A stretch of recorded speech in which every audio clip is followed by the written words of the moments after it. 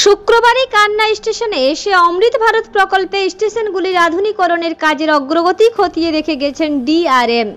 ওই দিন স্থানীয় স্টেশন ম্যানেজারকে রেলের জায়গায় থাকা অবৈধভাবে দোকানগুলিকে সরানোর নির্দেশ জারি করে দিয়ে যান। এরপরই এদিন রেল স্টেশনে রেলের জায়গায় থাকা বিভিন্ন দোকানগুলোর গায়ে নোটিশ লাগিয়ে দেওয়া হলো রেলের তরফে। আগামী 25 তারিখের মধ্যে সমস্ত দোকান সরিয়ে নেওয়ার জন্য নির্দেশ জারি করা হয়েছে ওই নোটিশে। এরপরই এদের রবিবার বেলা 2টো নাগাদ আইএনটিটিইউসি জেলা সভাপতি সন্দীপ বসুর নেতৃত্বে তৃণমূল কংগ্রেসের কর্মীরা স্টেশন ম্যানেজারের সাথে কথা বলার জন্য আসেন।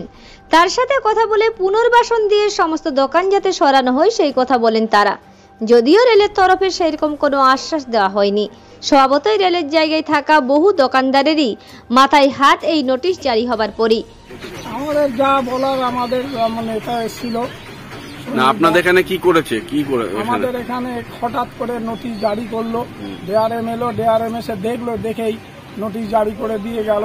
আজকেই 10টা নাগাদ বললো উচ্ছেদ সব 25 তারিখের মধ্যে করে দেবে উচ্ছেদ।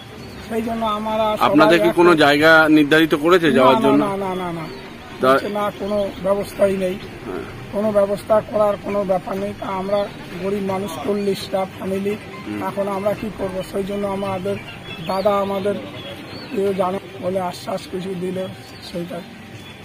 আপনার কিসের ব্যবসা রয়েছে? আমার এই জল, সিগারেট। আচ্ছা, আপনার নাম? শঙ্কর সাহা। দেখুন, আপনারা জানেন যে খুব সম্প্রতি লোকসভা নির্বাচনের ফলাফল বেরিয়েছে। বাংলায় বিজেপি ধরাশায়ী হয়েছে। যখন আমরা দেখেছি 2021 সালের নির্বাচনে বাংলায় যখন বিজেপি ধরাশায়ী হয়েছে তখনও একটার পর একটা বাংলাকে বঞ্চনা, বাংলার মানুষের পেটে কি করে লাথি মারবে সেই চক্রান্ত বিজেপি সরকার করেছিল। লোকসভা নির্বাচনও 2024-এর নির্বাচনও বিজেপি ধরাশায়ী হয়েছে।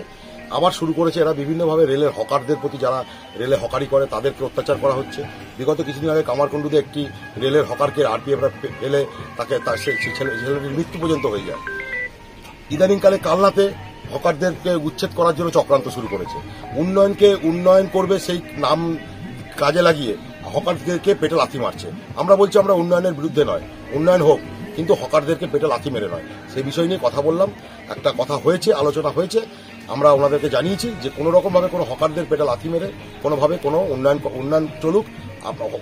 কোনো পুনর্বাসনের দিশা দিয়েছে? অবশ্যই পুনর্বাসনের দাবি জানিয়েছি। এনারা কোনো দিশা দিতে পারছেন না। এনারা বলছে হায়ার অথরিটি, এনারা বলছে ডিআরএম। আমি ডিআরএম এর কাছে যাওয়ার নাম্বারও চাইলাম, এনারা দিতে পারলেন না।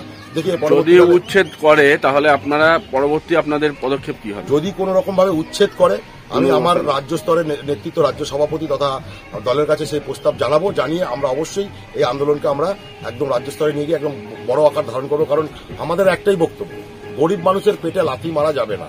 তাদেরকে বাঁচিয়ে, ভারতবর্ষের মানুষ, সাধারণ মানুষ, এলাকার মানুষকে বাঁচিয়ে সবকিছু করতে হবে। কান্না থেকে অত্রি চক্রবর্তীর সঙ্গে দেবাশিস ঘোষের রিপোর্ট, রূপসী বাংলা মিডিয়া।